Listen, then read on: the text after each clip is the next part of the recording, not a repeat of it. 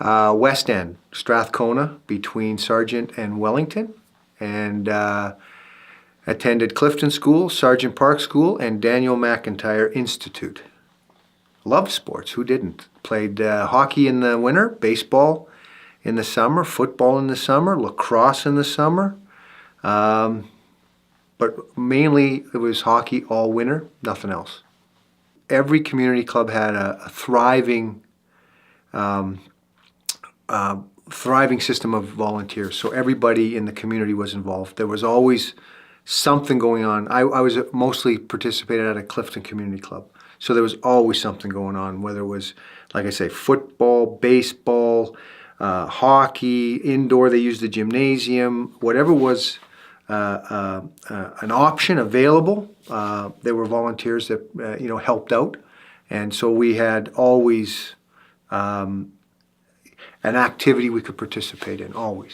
I learned to skate in Stonewall, Manitoba. We lived there. I was born in Winnipeg, and then we spent about in my early years, kindergarten, grade 1, grade 2 in Stonewall. So I was in Stonewall, I think, 4 years. And 3-4 years, and that's where I learned to skate. So I was maybe on the ice when I was 5 or 6 years old at the old, still there, the old Stonewall rink. I'm gonna suppose we probably started in Stonewall at some form of a house league level, a town level. I don't remember, it's pretty vague. I remember participating when I got into the city with Clifton, and that would have been in my grade 3 year, and we started playing way more organized hockey then because of the city dynamics. But I probably played a little bit of house league, so to speak, in Stonewall. My dad strapped on a pair of skates in Stonewall, and away I went. And apparently, my dad said it was just the first couple laps, a couple of wipeouts, and after that, it was away I went, and never. Well, let's be honest. When you fall down on the ice, it hurts, and I guess I learned awful early not to do that. Never really picked it. Well, the only thing I knew I wasn't going to be was a goalie. They're defined as defensemen with their brains knocked out. So I wasn't going to play goal. Sorry, John. And that was a given. But in my minor league days as a kid, most community clubs were short-staffed. They didn't have enough kids, but they'd have enough for a team. They just wouldn't have a full roster. So I ended up playing, when I was growing up, as most kids did, every position on the ice except goal. So I played defense, I played center, I played left, I played right wing. And ironically, they start, quote unquote, I guess, pigeonholing you later in life. And they ended up originally pigeonholing me for left wing. I was a left-handed shot. But I could always play any position up front, and as I went further into hockey, especially in junior, for example, I could play any forward position, and I did. Played center, played right wing, left wing, and my last 2 years of hockey, I played right wing. And so you know what? I always find it strange that kids, are told they can only play one position when in fact you don't know. Like go have some fun, play all kinds of positions. I wouldn't trade it for anything, but. I started at left and ended anywhere up front. I played everywhere up front. Absolutely fun. I find, having gone through it with my son and his dynamics in minor hockey, I think fun has been unfortunately taken away from the game as we knew fun, which was literally you showed up and everybody played, and everybody was part of the team, and it was just a huge, huge camaraderie every weekend at the rink. Everything about it was geared towards being outside and being with your friends. And I think that's what I remember most about it. Well, I was blessed. My mom and dad made a promise to me, and they kept it, where I'd always get a new pair of skates every year. So my dad always believed skates were the most important tool. And they found a way to find me a new pair of skates. Remember the old Black Panthers and those skates?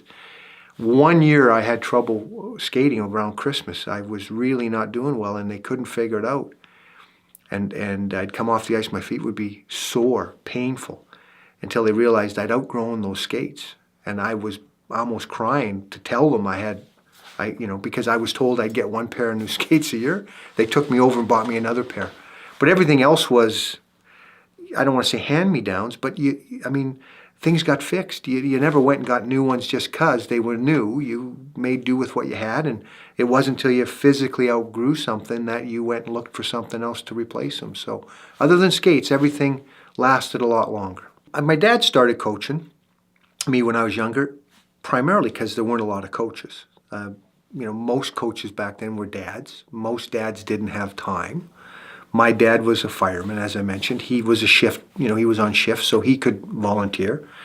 Most of the years, early years was my dad. We did well. Later, through Clifton, we were running out of players, and we merged with Isaac Brock. And two of us from Clifton went to Isaac, and the rest went to Orioles.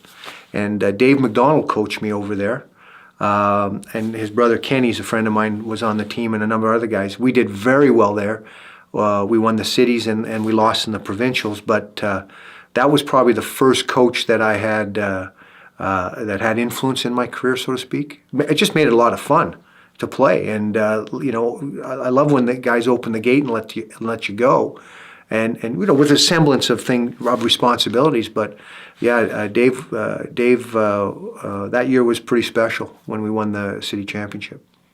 Most of the guys at Clifton were guys I went to school with, so you'd go to school all day with them, and then you'd spend all night at the rink with them. So they were all a lot of my classmates that I grew up back then, and then, like I say, Isaac Brock, when we won the championship, you get to know a few of those guys a little bit better because you won something with them, and then from there, you probably right after that's when AA. Well, it was when quote unquote AAA started. AA started right after that, and then the whole herd kind of thinned out after that. But yeah, you start to you remember those guys. Here's what's interesting: they all most of them all tried to pursue a hockey career. It's just that tough. I mean, guys, it's really a surprise sometimes. Guys who do make it, or people will say, I can't believe he did. And other guys who didn't make it, they say, well, can't believe he didn't make it. A lot of it's timing, luck, teams that own you, where you go to play, juniors, stuff like that. I had more people tell me that they couldn't believe I went, given other players, but some of it's also dedication, how hard you work, and so on and so forth. So most of them all tried. Well, when I grew up, the rivalry was the West End, so it was Clifton and Isaac and Orioles and West End Memorials and Principal Sparling and Sergeant Park. Like that whole West End was a rivalry when we were really young. And then when you got older, and like I say, that it became AA and AAA. Then it was, this, St. James against St. Boniface and the North End against and so on and so forth. So, rivalries, made themselves based on. Probably as they exist today. They just continue on.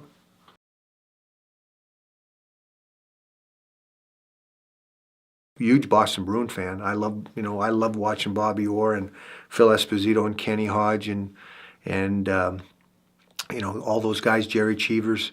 I got to play with Johnny McKenzie. I've met a lot of the guys I've mentioned. Being fortunate to play pro, I met them. It was always interesting because you look at them, you may be 25, 35 years old, and you're looking at these fellas that you idolized, and you realize to some degree they're your contemporaries. You played in the same league, but it was I was a huge Boston fan. Couldn't stand Montreal. Still can't stand Montreal now that you mention it. But yeah, the ironic thing was whether it was the Red River X or the Winnipeg Arena, we could always sneak in. We always knew how to sneak into the buildings. So I spent a ton of time watching the Junior Jets play. And ironically, the Flin Flon Bombers and the Junior Jets had those classic 9-game series. And I distinctly remember sitting watching the games with my dad, and him asking me, would you ever want to play here? What do you think? And I'd say, I'd play with the Jets, but I'd never go to Flin Flon. That's where I ended up. But I remember those rivalries, and then I remember the early years of the WHA. Because we could sneak into the rink and watch the WHA Jets practice, the visiting teams coming in. I even got to work in the Jets room. Max Max Pillis was the GM, and Rudy Pillis was the GM, and Max Pillis worked in the room, and he got me to help him work the dressing room in the summers, clean it up, get it ready for the fall, and so I was around the rink quite a bit, and I'm just blessed to be around all these athletes, and just the early stages of the WHA here in Winnipeg. Yes and no. Sorry, because it carried 50 plus years of history, but that's state of the art. I mean, if you're going to upgrade, so to speak, if you're going to move down the line, you need new facilities. There won't be. I mean, I don't want to say years from now, but the same will hold true with the MTS Center here. Well, they'll need something new. That's the inevitability of it. But that old barn was a lot of fun to be in, and yeah, sure had a lot of memories. Yeah.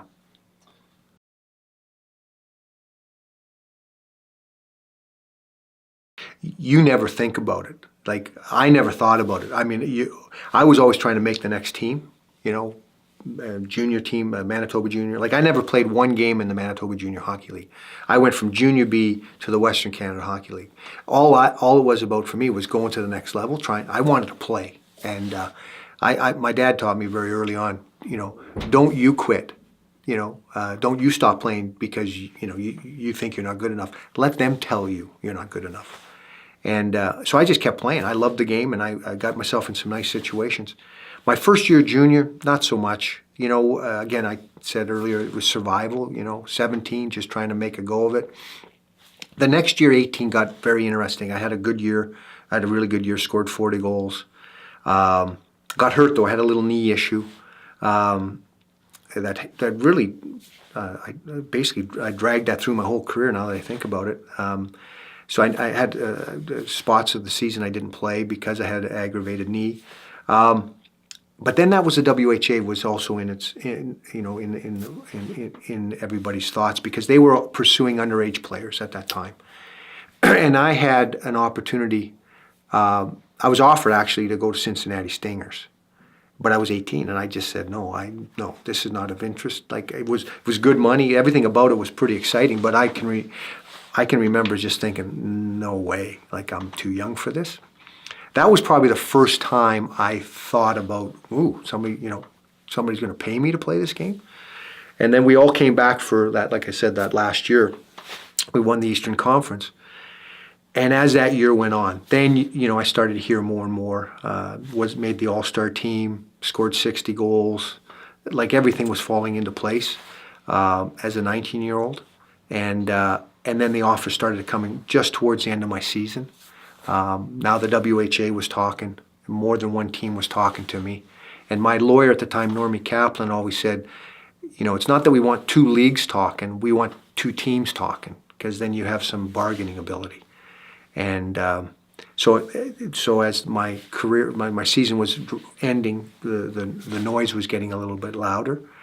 And that, about Christmas of my last year is when I started to think about, I could maybe go to a next level with this. And then I had Winnipeg Jets and the New England Whalers start to ramp up conversations. And this was a month before the NHL draft, so I already had two teams talking about me when my season ended here with the Flin Flon Bombers. Well, yeah, in those days there really wasn't a draft in the WHA. At least at the end of the WHA. I ended up playing the last year of the WHA. There wasn't really a draft as per se. There was a negotiation list. Teams basically pursued players that kind of as a free agent. But of course the NHL had their draft. So when our season ended, I had the New England Whalers and the Winnipeg Jets talking to me. And I actually had the Jets invite me, which was really a surreal moment for me because, again, I grew up on the West End. I snuck into that rink day in and day out. And now I get invited to the arena to meet Bobby Hull. Now, I'd met him before, like any other kid. But now he wants to talk to me about playing for the Jets. And they invite me over to the arena. And and now they're treating me as again, a contemporary. Like, we'd like you to come and join us. And I remember walking out of that thinking, this is wild. Like, I used to sneak in this joint. Now they're opening the front door for me. But I had them talking to me, and I had New England Whalers talking to me, and they were going back and forth.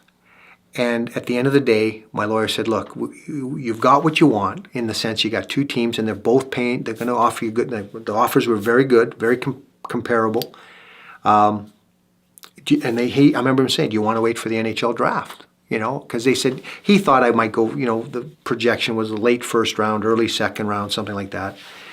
And I can remember thinking, well, why would I? You know, I've got two teams.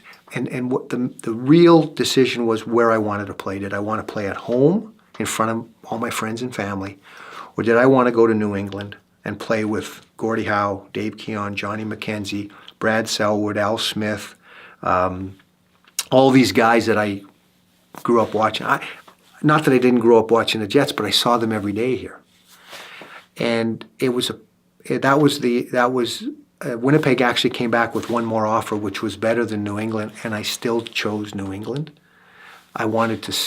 My thought was I wanted to start my career away from home, hoping maybe one day I could come back home, but I didn't want to start my career here. I just didn't think that was healthy for me, and I chose to go to New England. What was interesting, this was the last year of the WHA, they signed me to a 3-year contract, guaranteed money, that if the league folded, they paid me. It was a really wonderful deal because my lawyer said, look, the league could go under, the league could merge, we don't know, there's rumblings, but regardless, you're going to get 3 years of money. And I thought, well, hey, I'm Scottish, you know, that's a heck of a deal. So I signed with New England and went the next year to play for New England Whalers, last year the WHA. And I did come back, obviously, and play that year against the Jets. And then, of course, NHL and so on and so forth. But that was a really good move for me to go to New England. Actually, when the draft went on in the middle of June, or in June, I'd already signed. I'd signed a 3-year contract with the New England Whalers at the end of May, and the draft was in June. I was in Barbados, actually, with some friends. This was a trip we'd planned for years. End of my junior, my friends, 3 of us went down there. Buddy Singbill and Dennis Kloak and I, we were tight when we were here as kids growing up. We went there, had a wonderful time. That's when the draft was. I come back, find out Toronto drafted me in the 5th round. And I'd already signed a 3-year contract. I was like, oh, okay. You find out later they wanted the rights to me when the NHL and the WHA merged. But they never contacted me. They couldn't do anything. I'd signed a contract, right? So I never talked to anybody. Although I won't lie, they did send me a training camp, like a conditioning camp booklet, how I should train all summer. I still have it. It's quite comical now that I look at it. But that was state of the art back then. And then, but no, that was it. They drafted me and just kind of waited to see what would happen to the league. One of our first days in New England when I went there was we went golfing. That was again, so different than today. Training camp was to get yourself in shape, but it was also to build camaraderie. They spent a lot of time wanting to make sure the team was the team, right? So different than today. Hilarious. I went to New England. I flew into Hartford, Connecticut. They said there'll be somebody at the airport to pick you up. You won't know them, but they'll know you. By the way, that's how I ended up going to Finland. The same line was used. I get there, they take me to the hotel, and there's enough for 2 teams at camp. So there's maybe 50 guys at camp. The bulk of them are all invitees, kind of college kids in the area, and the roster's set already. There was 2 new signings, myself and Jeff Brubaker.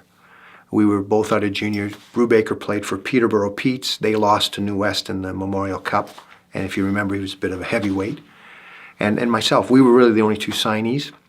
And it turned out we were the 2 youngest guys there under contract because everybody, the average age of the team in New England when I got there was about 27, 26 years old. I was 20.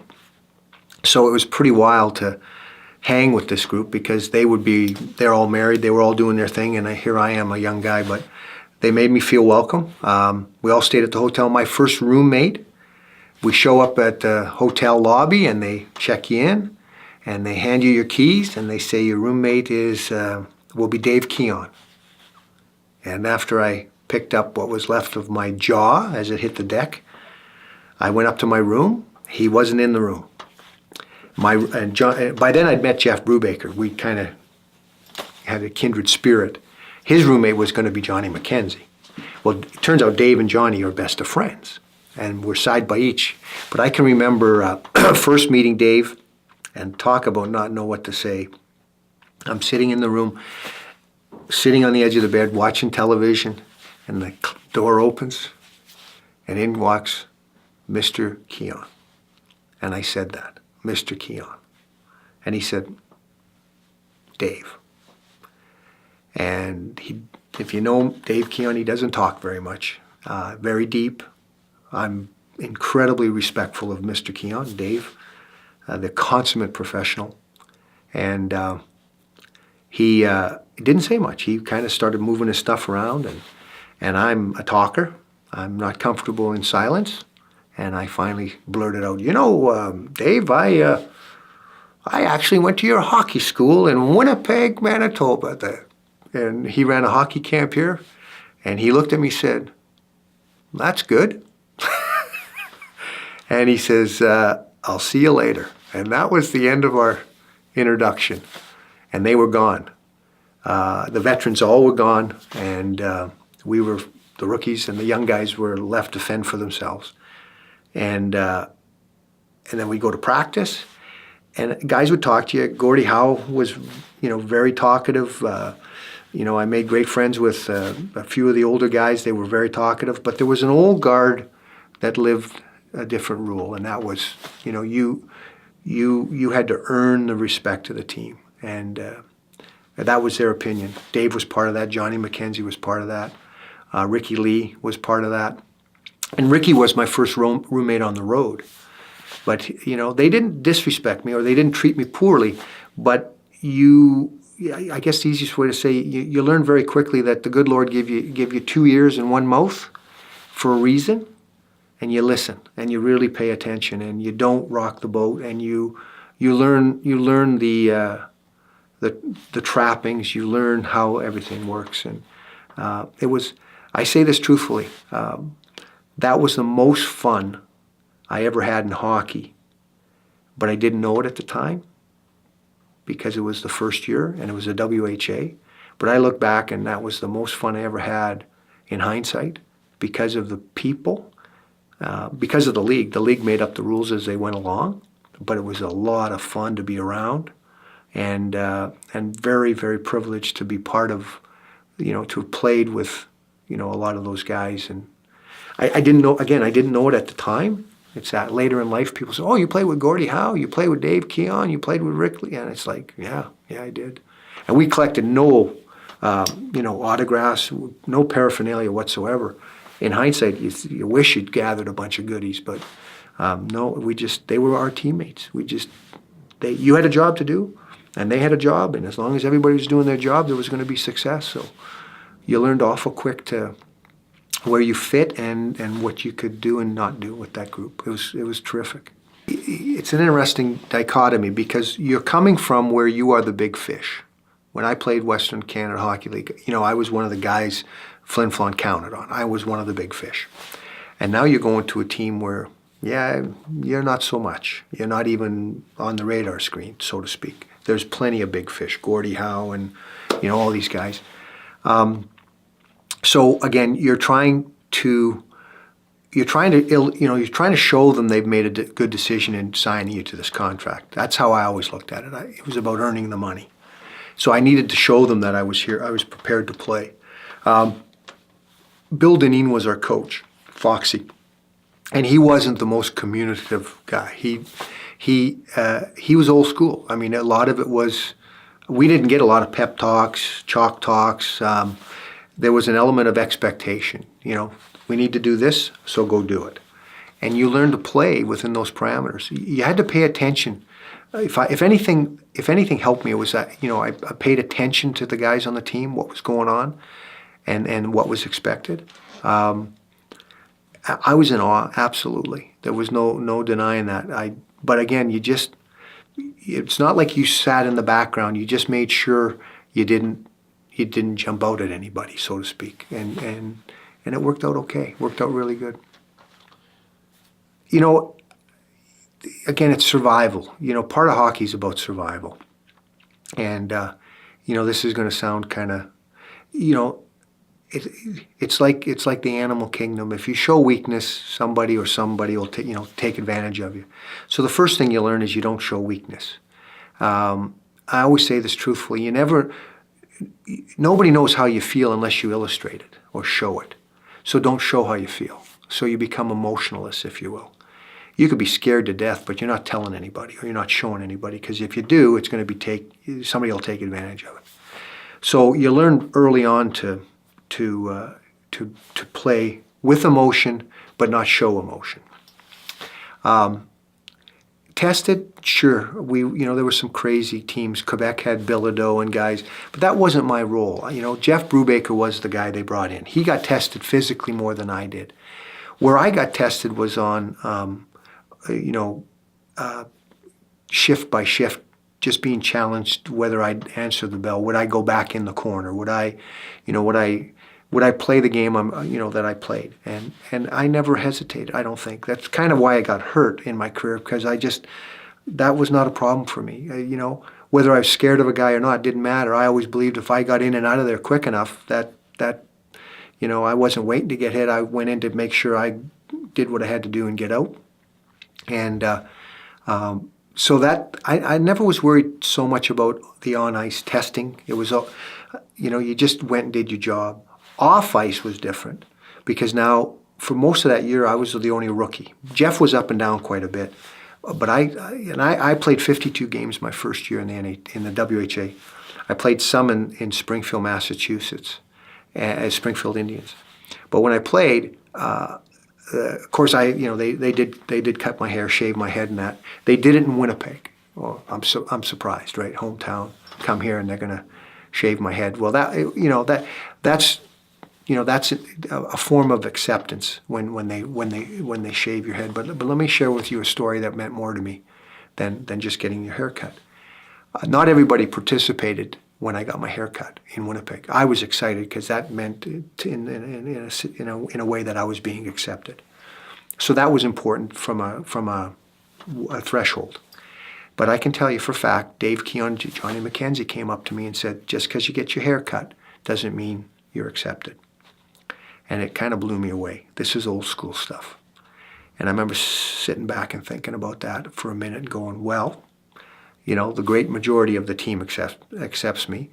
I don't know what Dave and John and Ricky Lee are thinking or what that really means. So I just kept playing, doing my thing. And it wasn't until the end of the playoffs that year. We ended up losing to Edmonton in the semifinals in a best-of-7 series, went 7 games. We won all our home games. They won all their home games, but they had the home ice advantage. And I played very well in the playoffs. I played against Cincinnati, did really well, and I did very well in Edmonton. They used me quite a bit, and that was probably the best time of the year for me. And I'll never forget this, because then Dave and John and Ricky Lee, they came up and together said, welcome to the fraternity. You've earned it. And that was the biggest thing. I didn't know it at the time. I was disappointed we lost, but that was like, oh my gosh, like that meant everything to me. And so the acceptance thing meant more to me off the ice when I look back than all the little battles you'd have on the ice. You're always going to get challenged. That's just human nature. And we did it in junior. I mean, junior was significantly worse because, as I said earlier, there was an element of battling all the time, and bench clearing brawls were pretty common. So you learned to survive in junior. Turning pro wasn't anywhere near that wicked of a survival, but you still had to play within those parameters, right? So off ice was really important to me. When they said that to me, that meant a lot. Meant a lot.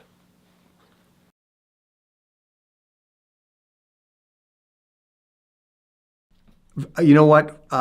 First year was great fun. Gordy and I, my first year with WHA was great fun because remember I said earlier I played 52 games.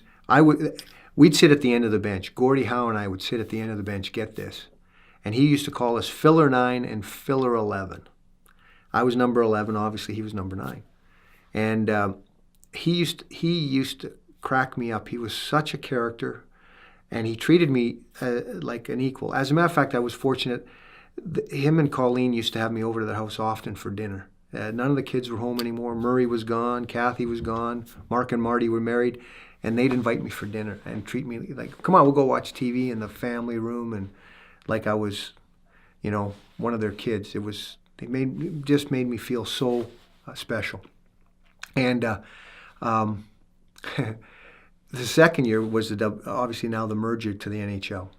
And it was pretty emotional for a lot of guys who had, removed themselves from the NHL. Now, they did it for economic reasons in a lot of cases. But for some guys, this was they couldn't crack the NHL lineup at the time, went to the WHA, started a career, and now they're going back in. So for some of the guys, it was pretty emotional. For me, it was just a natural progression. WHA is now the NHL. I just want to play. But that first year we went, I was blessed to play. I played on a line. You may know the centerman, Dave Keon, and the right winger was Jordy Howe, and I played left wing. And I was tired carrying those guys all year, let me tell you. I'll tell you, everywhere we went, they were front and center. We had a lot of other veterans, but can you imagine Dave Keon and Dave Keon and Jordy Howe?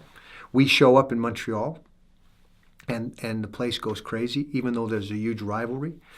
I'm there when Dave Keon makes his triumphant return back to the Maple Leaf Gardens after being unceremoniously sent out of there by Harold Ballard, and he scores. I play in that game. And I go back to Detroit, and I play in the game that Jordy makes his triumphant return. And the best part, the starting lineup that night was Jordy at center with Mark Howe and Marty Howe. And that, if there was ever a louder yelling and screaming, God knows I've never heard it. That place went crazy. As a matter of fact, when the game ended, Jordy, who never, ever said no to an autograph. I mean, he knew exactly who, quote unquote, paid salaries, the fans, because he treated every one of them with such high regard. He started signing autographs in his gear still. He was still in his gear. And they were lining up, coming down. I'll never forget coming down to the bench, and he just kept signing. We had gone in the room. We had changed. We had showered. We had packed our bags. We were leaving, and Jordy was still signing autographs. And finally, management said, Gord, we got to go. Like, we got to go. And he was upset because he had a tub of other people waiting, and he had to bow out. And he did that all the time. He taught you as a pro how to treat fans, who pays, who's in theory pay the tickets. I think, that may be missing a little bit today, but in those days, they made a point. I mean, I'll tell you another one. You want to know another Jordy Howe story I'll never forget? If you've ever received a Jordy Howe autograph, you can read it, Gordon Howe. You know exactly who that is.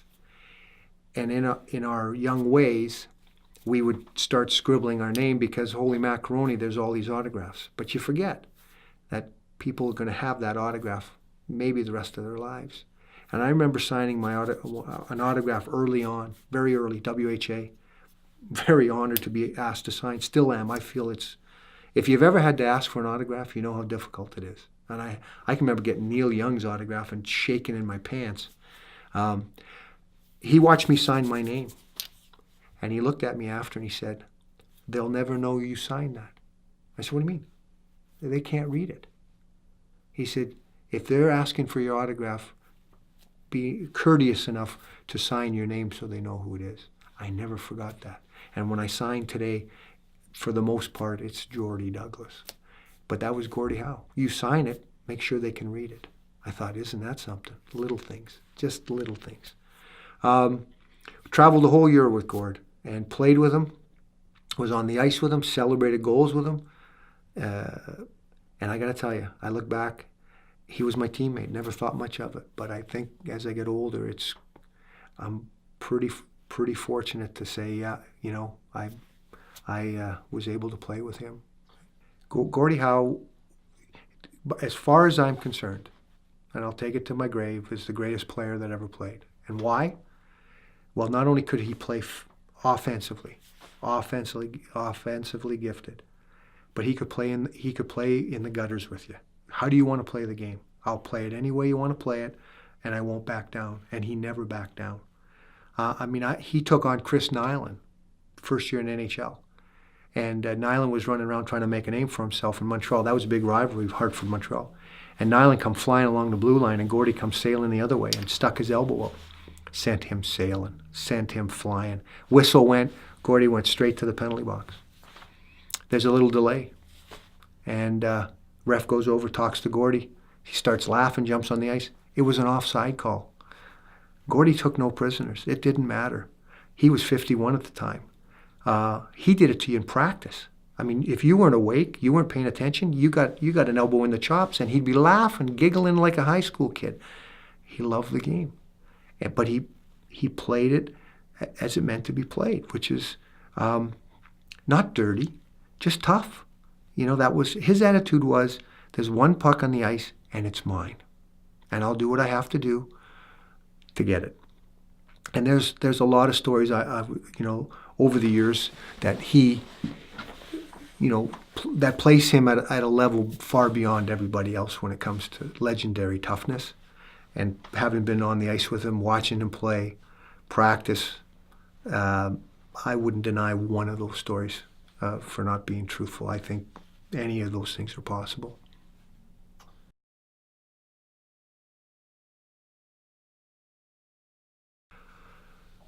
Yeah, I did. Yeah, for sure. I had a real challenge in Minnesota when I got traded there with Lou Nanne was the general manager at the time. And I feel treated pretty poorly. And it was the lowest point of my career. I'd been hurt. When you get hurt, you get pretty low as well, but you knew at least once you got healthy, you'd be back playing. But in Minnesota, Lou Nanne, that was the lowest point of my career. I was treated as poorly as a player could be, and I was told that by a number of people in the press box that had seen the North Stars from day one. And you want to quit, but part of life is getting through it. It's easy to celebrate when things are well. It's tough when things aren't. And a real challenge as a person in life is to get through the down times. And I had to get through it. And did. I got traded back. That's when I got traded to Winnipeg. But there was about a year and a half in Minnesota that was a real challenge. Yeah.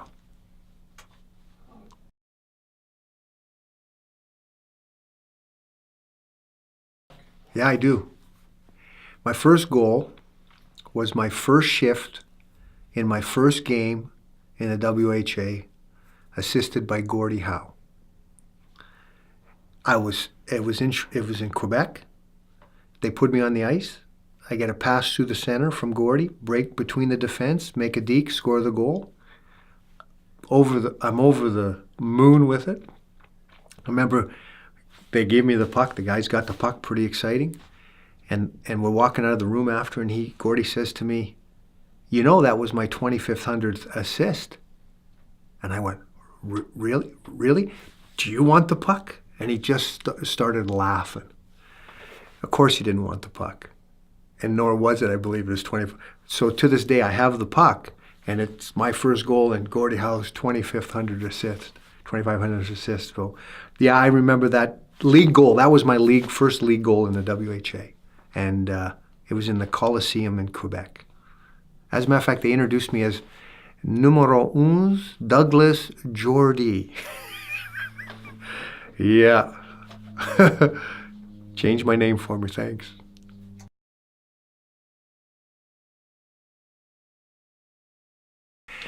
Well, the most amazing was Wayne Gretzky. He truly was a gifted player. Like whoever thought, you hear later that he used to make some of these crazy passes to Yuri Curry because he used to look in the glass and see the reflections and stuff, and you think, well, like, really? Because the game happened so fast, who's thinking of this, right? He truly was probably the most gifted player offensively that I played against.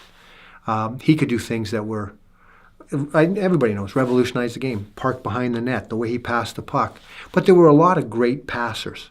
He just did it at a higher level for a longer period of time. Now, people say, greatest player. Well, greatest offensive player, I think, yes. But not greatest player, because he didn't, to me, you got to play both ends of the rink, and that's not something he excelled at. He didn't have to, right? But yeah, he was probably the most skilled.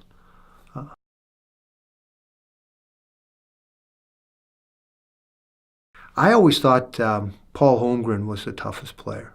Uh, and this is a conversation we have often. There was some great fighters.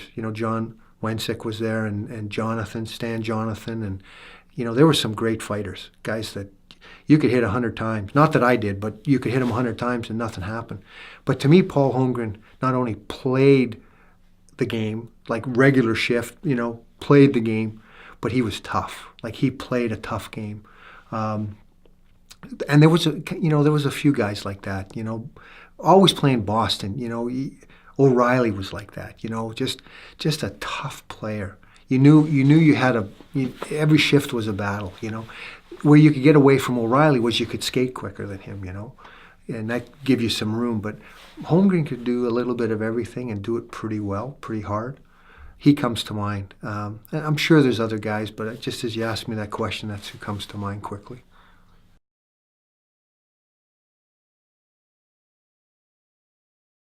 You know, that's a hard question for me to answer. I really nobody comes out dirtiest. There were always guys that played on the edge. Um, there were more guys that played on the edge when they chose to. They were opportunistic, so they take advantage of guys that they felt they could, but they wouldn't. A lot of guys in Montreal at the time were like that. They take advantage at home. They try and take advantage of you at home, and on the road, not so much. So there were more guys like that. Played, the old homer attitude, and that could be said on every team. Guys were better at home than they were on the road. But standing out nastiest, it's hard to say. There was a few guys that could be. But pretty much every team had somebody who was kind of off the water. I guess it'd be the kind of guy that you look at and go, that guy's just a fucking asshole. Yeah. They were, And he's just... yeah. Well, there's a lot of the times you look at some of these guys, John, you go, what the hell are they doing in the league? I mean, they can't skate. They can't, what do they bring to, what do they bring to the table? And but they're there and they play. And I mean, I suppose that can be said today. I mean, there's guys that, holy macaroni, they're playing, but what are they doing? They bring an element, whether it's in the room or on the ice, that creates room for the skill players. And pretty much every team has or tries to have somebody like that.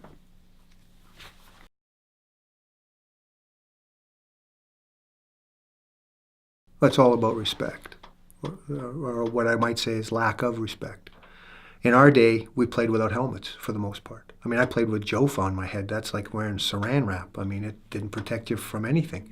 I wore it to protect from a puck and a stick. It wouldn't, headshot made no difference. But we played with respect, where you learned at a very early age that if you got hit in the head or you got hit hard, you were going to get it back. Like if somebody hit you hard or hit you high, they would get it back. That was just the Marcus. That was just the rules. You didn't do that.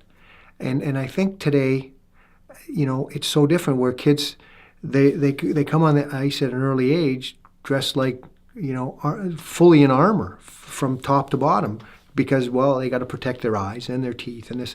Well, we played a whole era where I played with guys never lost an eye, never lost teeth. I mean, because you kept your sticks down. That doesn't happen anymore. Kids play, their sticks are up all the time because they play with shields on. And I think that carries into the National Hockey League level, first and foremost. So the respect issue, guys don't watch out for each other like they used to. But the second thing, and I think the one that's probably more of an indicator of how poor it gets, is we live in a world of instants.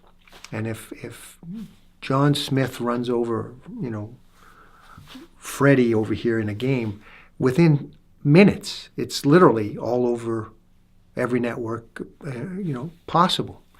And so I think there are guys who go out of their way to get acknowledged for some of the stupid things they do. and it costs people careers and injuries, and they do it in a willy-nilly way to make a name for themselves. And I think that's wrong. I'm not blaming the media. I'm not. I'm just saying that's where players who are marginal players, because you think of some of the guys who are notorious for this, are marginal players at best, make a career for themselves by doing things that are off the charts vis-a-vis stupidity. And it's played all over the place all the time. And I think that I don't know how you stop it, but I think that's an issue that goes forward with these guys. In my day, you used to read press notes. We didn't know if we were going into Chicago, we didn't know we knew what the scores were. We didn't know what went on until you read the press notes. Well, now, if Winnipeg Jets are playing Chicago tomorrow, they know every shift, everything that went on, every minute of the game on their iPhones. And I think that's a little concerning, because the guys don't, even if you suspend them, they still keep doing it. Well, I saw some wicked fights. I never saw anything nasty. Bench clearing brawls. Yeah, well, that happened. There's more now in baseball and basketball, by the way, than there is in hockey. Not nastiness, stick swinging, nothing like that. I just saw some really nasty fights. Guys fought. One of the worst I saw, Bobby Smith challenged Kurt Fraser to a fight in Minnesota one time, and Kurt's a friend of mine, and said to me after Kurt basically shut both of Bobby's eyes and fattened his lip bigger than the rest of his head, they had to escort him off the ice because he couldn't see. All Kurt could say was, "What was he thinking?" Like, Bobby, that's not his job or his role. So you see nasty things like that, but nothing. It's like these hits from behind. I mean, we learned. I don't quite understand. All these hits from behind, in the sense that players put themselves in a position to get hit into the boards. We were taught you get your ass against the boards and you get your head on a swivel. You know who's out there, and now players don't do that. It's like they want to draw the penalty, but they get hurt. And I mean, you're not protecting yourself. Like, be a little smarter. Put yourself in a position to see the play as opposed. I mean, why are you looking at the boards with your back to the play?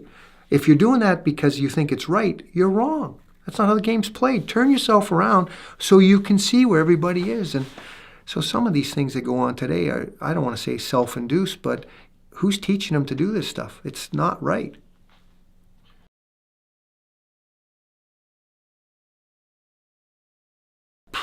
I think the game's way faster. The biggest change a couple things that have really influenced the game, I think, doing away with the red line has created huge speed through the neutral zone, which is causing a lot of collisions to begin with. It's opened the game up, but boy, those guys are so much bigger, and they're flying through there. I think this not being able to hold up a winger as a puck gets dumped in has been catastrophic on defensemen. I think that's a poor rule. Guys have been hurt on that. I don't like that, and I really don't like this instigator rule. It's taken. People say, "Oh, the fighting shouldn't be in hockey." Fighting's in hockey for a reason, and it's to police the players from getting out of hand. And when you take that out of the game will get out of hand. That's my opinion, and I think that's hurt the game, because guys run around and don't have to defend themselves. So they do a lot of things that are on the edge, and they don't have to back it up because, and rightfully so, players don't want to instigate. They get the extra penalty, puts their team in jeopardy. So those are some of the changes. I'm an advocate of a bigger ice surface. I think the players are way too big now, way bigger now. They've got an extra referee on the ice. There's 4 refs on the ice now. There's less room for players to move around, and I gotta believe the owners got to look at this and say, well, geez, if my best player gets hurt because of that's not good for your team. So why don't you make the ice bigger? Go back to an Olympic size. A lot of things will happen. One is you'll have to skate to play the game. So if you can't skate, you can't play. That could eliminate some guys who are only there to do what policing does, or whatever you want to call it. So now you got to be able to skate. it'll do away with a lot of nonsense because the game will be even quicker than it is today. And another rule, I'd like to see them only have changes on the fly, no changes at whistles. You'll do away with staged fighting, and more importantly, you'll speed the game up. You'll be in another game much quicker, and you'll create more scoring chances because players are going to now have to find a way to get off the ice during play. And I mean, the game is a great game. I love the game. There's always things you can tinker with. Some things are always, going to be judged as good, and some are not so good. And there's a couple not so good things that guys are getting hurt, and I can speak from experience. When you get hurt, seriously hurt, your career is shortened because your body can never get back to where it's supposed to be.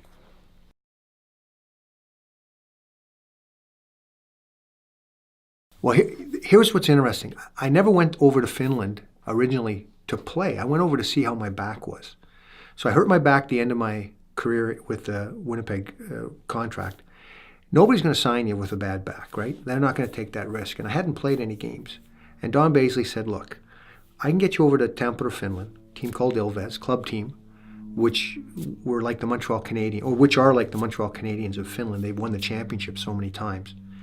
They'll take you, and they're looking for an import or two for next year. If it doesn't pan out, you can always come back. And if you get over there, and because they'll take you for 2 months, they're willing to bring you for 2 months.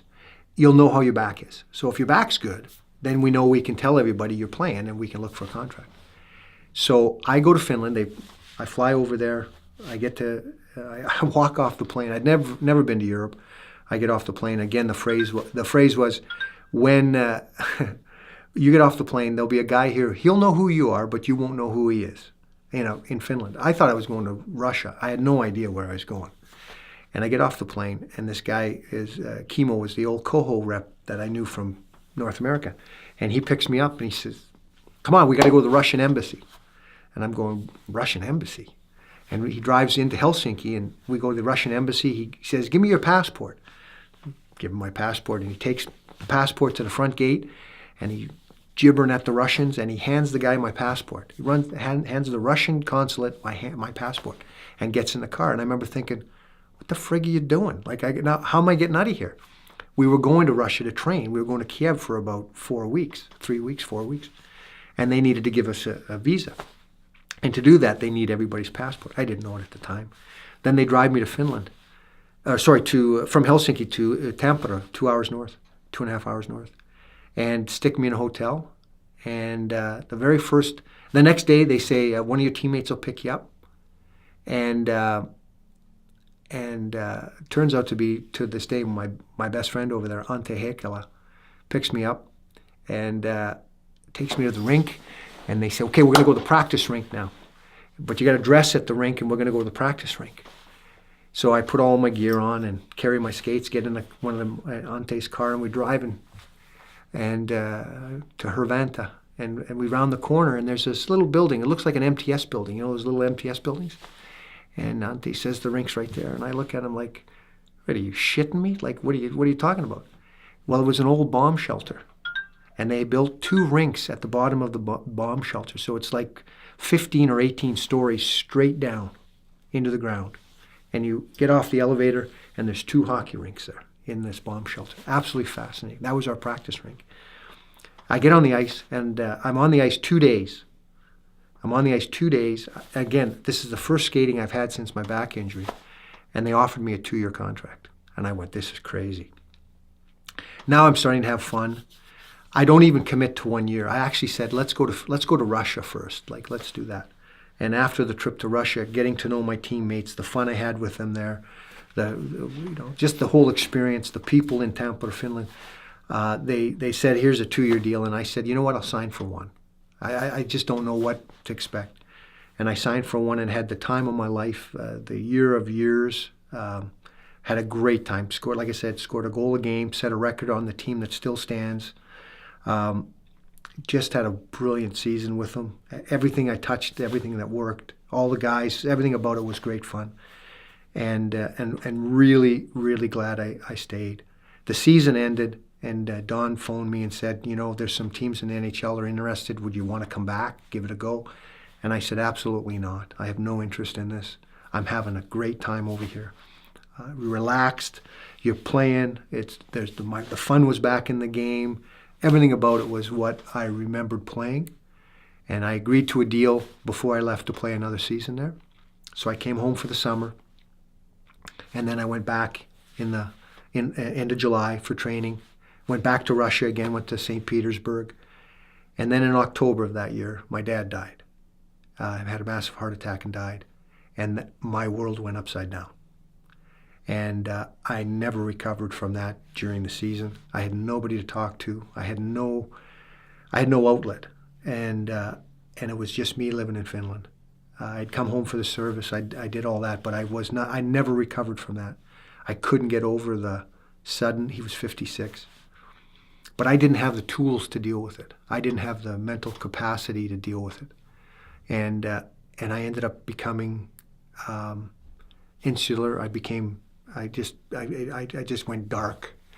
And I just didn't want to play anymore. I just thought, this is enough. There's got to be more to life than this. And the reality was, even if I was here, nothing would have changed. But I didn't have the tools. I didn't have the people in my life. And I didn't have a good year at all. I really was in a dark place. And when that season ended, I just walked away and never played again.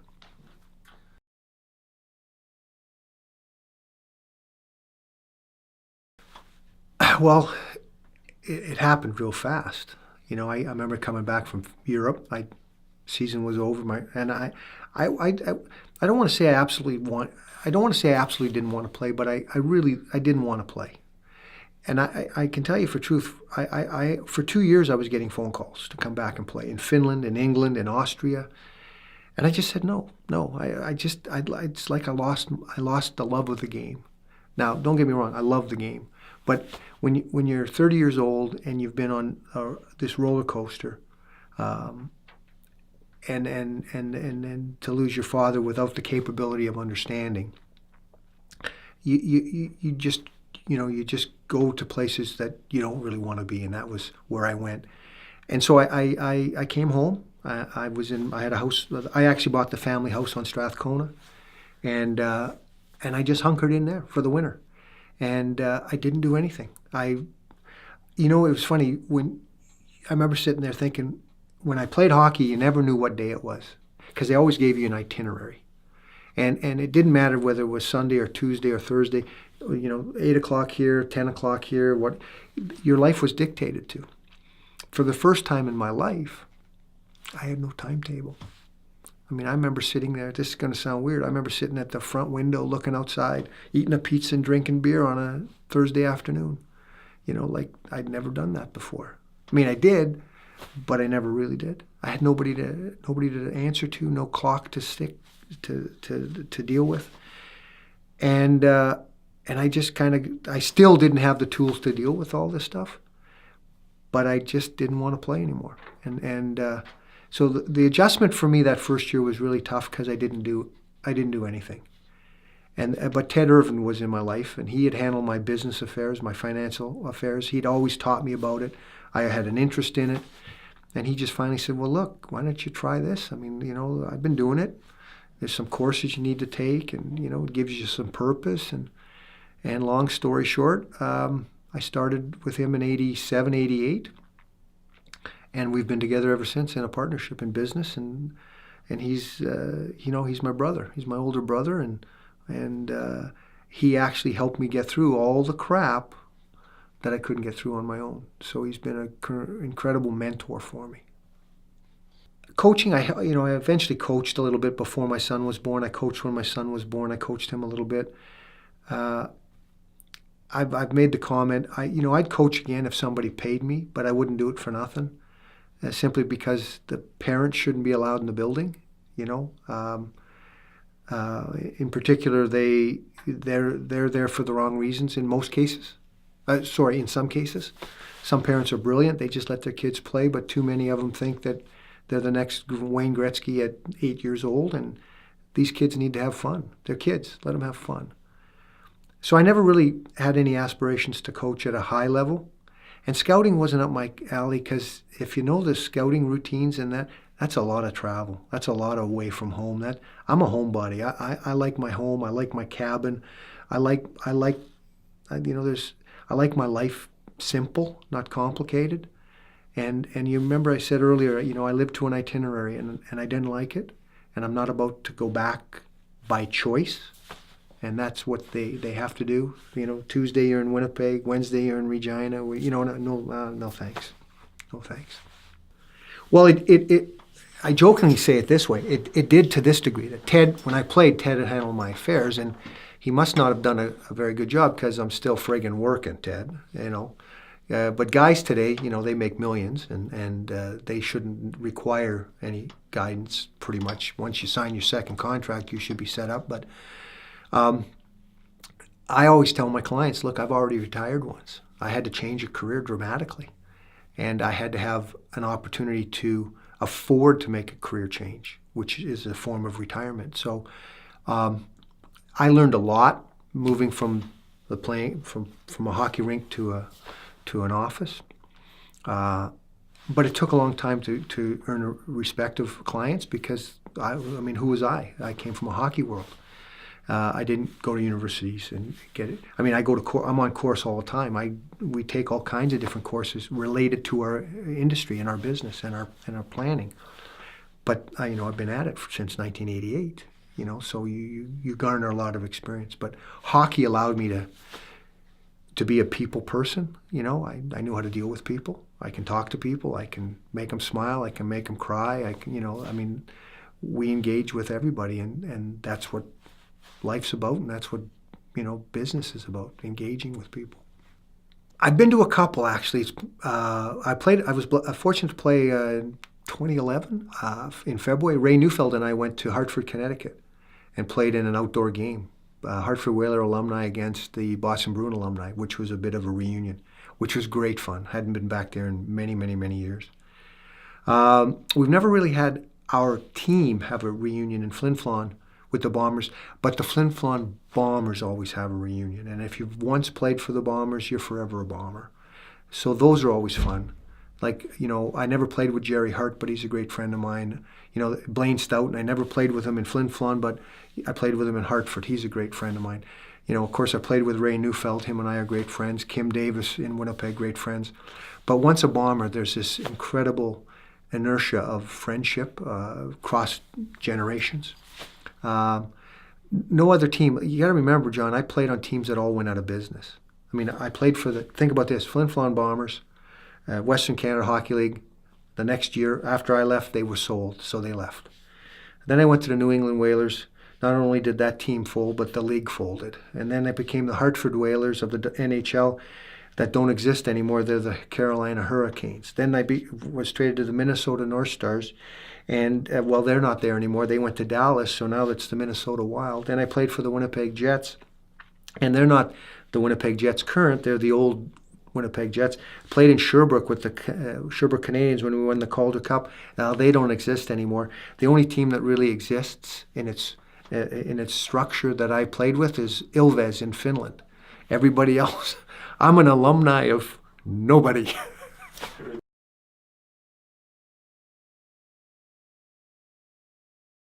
Well, you've read the book. Most people have. Everything I've ever learned in life, I learned in kindergarten.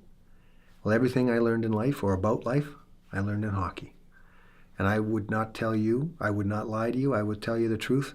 It is the greatest educator a person, a player, a young man could have, because it has every element of life. It has success, it has failure, it has challenges, it has all kinds of different personalities. It requires you to grow up and take responsibilities. It requires you to deal with people. It requires everything in life. Everything in life I learned through hockey, and I'm very thankful for that. Very thankful. They could never have taught me They could never have taught me the great majority of this in a book. You just can't go to school and learn this stuff. The people you meet. Gordie Howe's greatest line, one of his great things that stick with me, is that there isn't anybody, truly anybody in this world you can't learn something from. Doesn't matter if he's the president of the company or a homeless guy in the street. You can learn from everybody. If you think about that, it is so true. So you pay attention when you play hockey.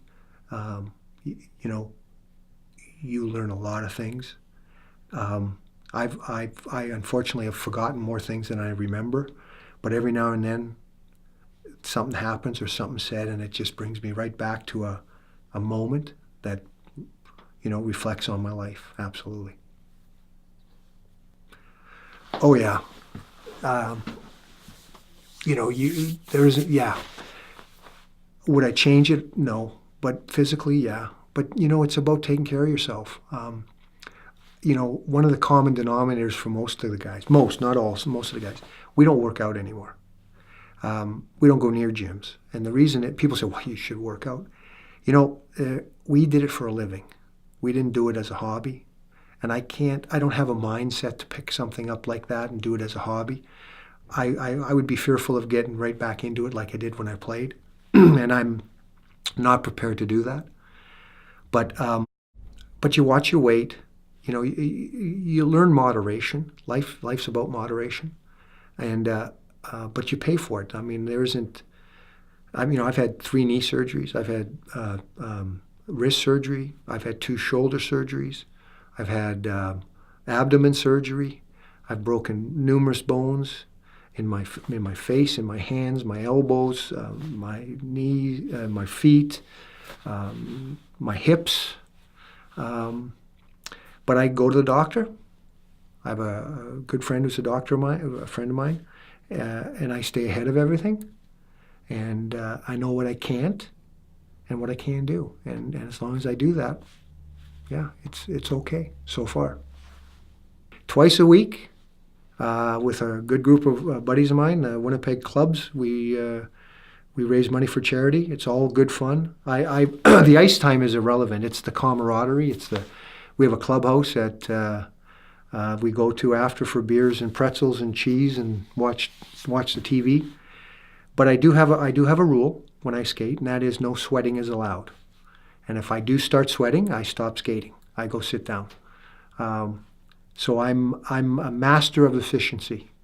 If I'm working too hard, I'm not on the ice anymore. I go sit down, and I can play pretty much a whole game without breathing hard or working up a sweat and laugh the whole time I'm doing it. Let me tell you about a couple things. I'm always surprised at how we don't give our hockey people in Manitoba any regard. This province has incredible history. Guys who've played at the NHL level, the highest level there is. They've won Stanley Cups. We've had coaches in this province who played different levels. I think of Nick Hill. Outstanding coaches. Don't get a whole lot of regard. And I find that a little bit perturbing. I think the hockey history in this province is second to none. It's exceptional. And yet I don't think the populace of this province gives it as much regard as it deserves. We have a history here that is dying away. Some of the old guard. We've lost some incredible, you think of Billy Mosienko, a record that'll never be broken, lived in our backyard his whole life, and others. And you go to other provinces, and that is incredibly well regarded and treated with kid gloves, so to speak. And my experience in this province is it's not always that way. And I think that's a disappointment because we don't realize just how good we have it here with these type of players. And I'm not saying you have to idolize them or anything, but I think you need to respect the fact that they made the highest level of hockey there is. Some excelled exceptionally well, but just to get there is no easy task. And I think that there's a wealth of knowledge in all those players that doesn't get the wherewithal that it deserves. Let me talk about how innovative and hockey's become so structured it's disappointing because we don't allow creativity anymore. That's my opinion. I think creativity is not as well regarded anymore. It's significantly too structured. That's my opinion. Nick Hill was an innovator, and Carl Kaiser was his assistant coach. I learned more bad words from those two men than anybody else in my life. And I loved every minute of it because Nick and Carl devised a system. We were all 16 and 17-year-olds playing against 20 and 21-year-olds. And we did well. We lost out in the final, in the playoffs, because we weren't physically big enough, and that the older guys, the 20, 21-year-olds, finally figured out a way to beat us, and that was to catch us and hit us. And basically, we couldn't compete physically. But when it came to the game, Nick was so innovative. We played a Russian style. We played with 2 wingers, a stopper, and 2 defensemen. And he had us rotating and moving and skating, and I can distinctly remember listening in Kenora, Ontario, to the broadcast team who sat between the bench trying to radio broadcast the game to the people of Kenora. They didn't know what was going on. You could just tell they were confused by player changes. When you change one guy, maybe 2 guys, maybe this guy, it wasn't the traditional 3 guys on a line and 2 defense.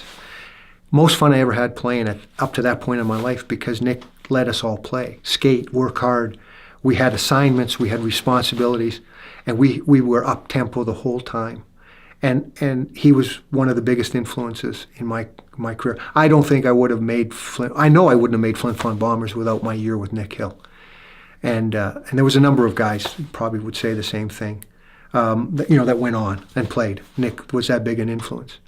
And then when I got to Flin Flon, Mickey Keating came up, and Mickey's a Winnipeg guy, member of the Manitoba Hockey Hall of Fame. Played with the Warriors here, but he played in the States quite a bit, in Minneapolis and so on and so forth. Another guy that was so innovative, just thought outside the box. And when you do that, you excite people, you excite players, and you create the opportunity for players to try things, experiment. Mickey brought that to Flin Flon, and he allowed us to play. Yes, we had structure, don't get me wrong, but he didn't stifle creativity. He encouraged in creativity, and we had a lot of fun that last couple of years with Mickey. And then when you turn pro, and you find out most of the good coaches, I think, at the pro level are what we call player coaches. Player coaches are players or coaches who may have in their day been a player, but they treat the players with respect, where they let them play a little bit more freer, let them play outside the box a little bit, be more creative. I always say to friends, just because you're a coach at a high level doesn't mean you're a good coach. You can get anybody to play inside your box if you put them in that box. The good coaches let you play in the box and outside the box. There's certain ways to play. And again, I think we've had a plethora of really good coaches come through here that allow kids to explore their creativity. I think of Bruce Southern. I've watched him over the years, another member of the Manitoba Hockey Hall of Fame. Lets the kids think outside the box. It's important. So I just want to, comment about how fortunate I was to have a couple of coaches who allowed me to think outside the box and challenged me to be a better player. And for that, I thank them.